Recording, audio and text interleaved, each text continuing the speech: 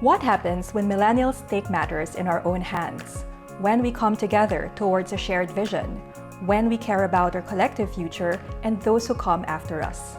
We speak to youth leaders walking the talk, from upholding peace to promoting emotional well-being. I'm Nicole Corrado, and welcome to another episode of Meet the Millennials.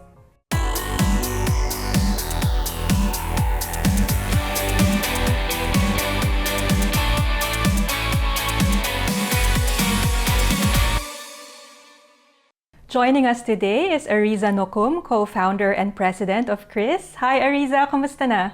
Hi Nicole, I'm good, thank you. I was reading your bio this morning and my gosh, what a revelation. You have built 6 libraries and given over 400 scholarship grants for the benefit of Filipino students living in conflict areas through your work with CRIS. Tell us about this. It started because of my parents. So my mom is Muslim and she's from Sulu. My dad is Catholic and he's from Zamboanga. So it was quite surprising, but when they got married, they decided to retain both their religions, and we wanted to share this harmony we found at home to other people outside. So we started in 2008 by building libraries and providing scholarships, mostly to young people in communities affected by conflict and poverty. So karamihan ng mga community na to in Mindanao, particularly in Zamboanga and Sulu. So we also distributed books and school supplies to these same communities. Yeah, that's how we started. And now you're engaged with capacity building project. We shifted our focus from us providing solutions to the young people in these areas to them creating solutions that they know would be a better fit for their communities and their specific context. So gusto namin na we don't swoop in there and tell them what to do. We want to go there, give them the resources, the tools, and let them tell us how we can support them in doing what they think is an effective solution to the particular problem of conflict or poverty or underdevelopment in their area. We're also teaching them skills like project management, how to handle a team, how to get volunteers, how to get funders. So really, we're teaching them not just to start their own project, but to be leaders in their own right. And I think something you can't really measure is the amount of hope we give them. Because when you live in an area like this that's really vulnerable to conflict and terrorism, there's a lot of frustration, there's a lot of grievances, there's a lot of anger and fear. And we want to provide an alternative path. We want to say there's hope, we can be optimistic, and we can put this into action. Tell us about your team. I mean, obviously this cannot happen if you're just running it by yourself. Who are the people you're working with? So I started leading the organization when I was 16.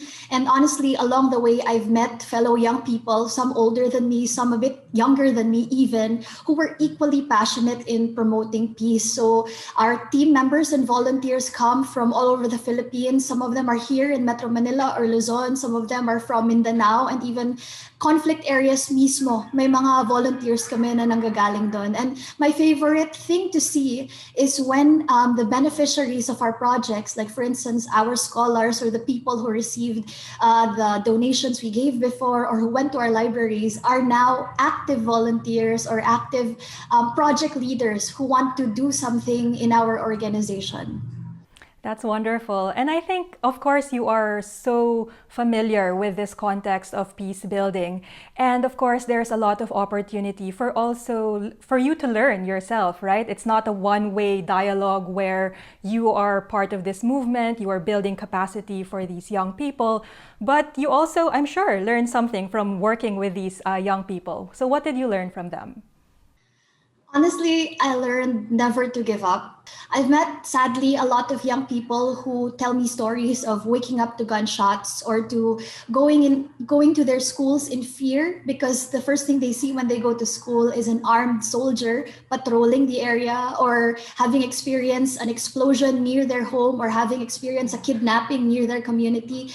So these are very real circumstances, and it's so easy for young people to become, to give up in the face of these and to just, to not be able to do anything about it. But it's so inspiring to see young people, especially from these areas of conflict, who manage to create their own organizations or to create even small initiatives or projects that they want to do in their communities, or to reach out to us to ask for our help because they really believe that they can do something. So hindi nawawala yung pag-asa, hindi nawawala yung optimism, hindi nawawala yung energy. Ang daming ganap ngayon. We have to look after ourselves. The pandemic is taking a toll on our own mental health. And yet here you are telling us all of these possibilities. So what advice can you give to other millennials watching right now?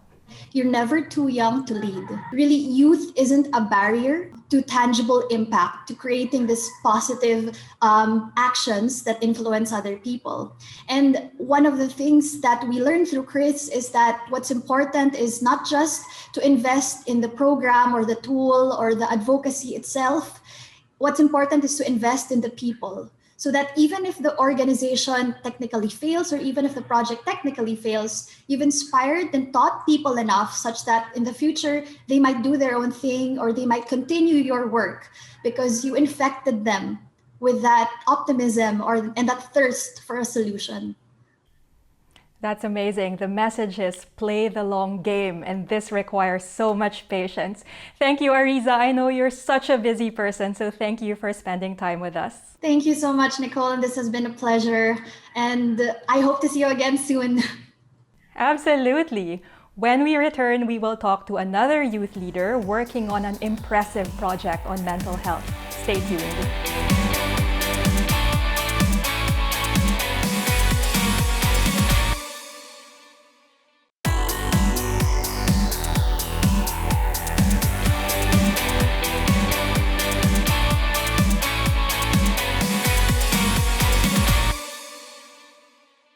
Welcome back. You're still watching Meet the Millennials, and joining us from Haro, Iloilo is Michael De La Peña, Youth Leader for Health at Heads Up PH and Positive Youth Development Network. Hi, Mikey. Kamusta? Hi, Nicole. I'm doing fine. So thank you for having me here. Mikey, you're working on 1,000 interesting projects, but one of the projects that stood out for me is your work on Kaibigan Wellness Chatline. It's a mental health hotline for young people, run by young people. Tell us about it. Okay, so the Kaibigan Wellness Chatline, Nicole, is a platform that deploys trained peers that serve like friends and implementation of low-cost, youth-led mental health programs in their communities. So Kaibigan Wellness Chatline is grounded on the belief that for a mental health program to be effective, the young people must be included from conception to evaluation. And I think what's interesting about this project is that it is a chat line, di ba? Kasi sanay tayo na pag mental health, usually kukuha ka ng telepono, tatawag ka, tapos yung nasa kabilang linya, adult. So from my understanding, medyo awkward yon, especially if you're a young person. So what you did was to do a chat line. What is the thinking behind this? When we conducted rapid health assessment, 7 out of 10 young people reported that they prefer doing chat lines because nga sinasabi mo it's awkward yung hotlines, and also hotlines are more expensive, especially here in the region. So what we did is we trained young people to become peers and effective counselors, and then those young people in their houses during the quarantine can access the services through hotlines. Kasi minsan, sabi nila, hindi naman direkta na gusto nila makipag-usap sa professional agad. In their own words, they want to talk to a friend first before they're being referred to mental health professionals.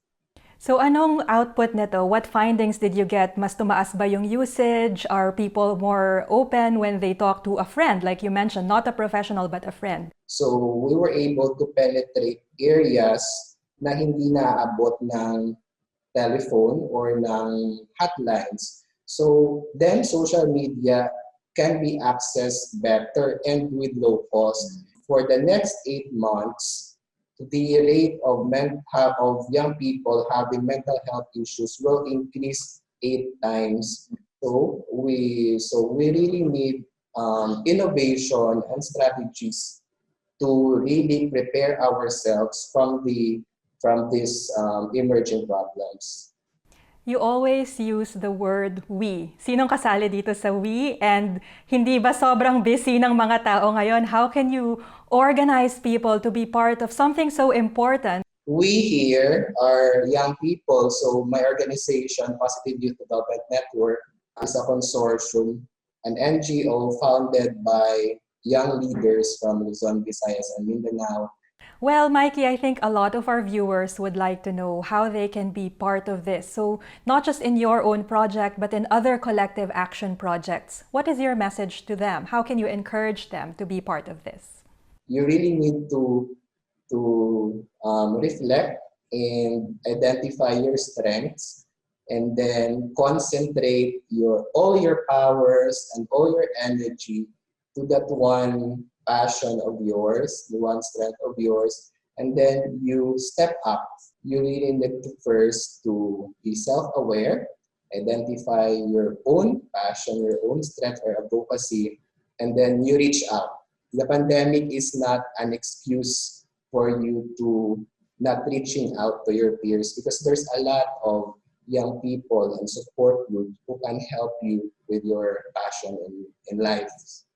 Well, thank you, Mikey. I'm listening to you and Ariza today just really emphasize the point that we really have to think about collective action in the long term. That as millennials, we have to be patient and really invest our time and resources to make these projects successful, not just today, but in the future. So thank you so much, Mikey, for your time. Sana natutulog ka pa. Ang daming ganap in your projects, but congratulations. So thank you for joining us.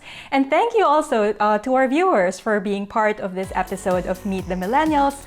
I'm Nicole Carato, and I look forward to seeing you again.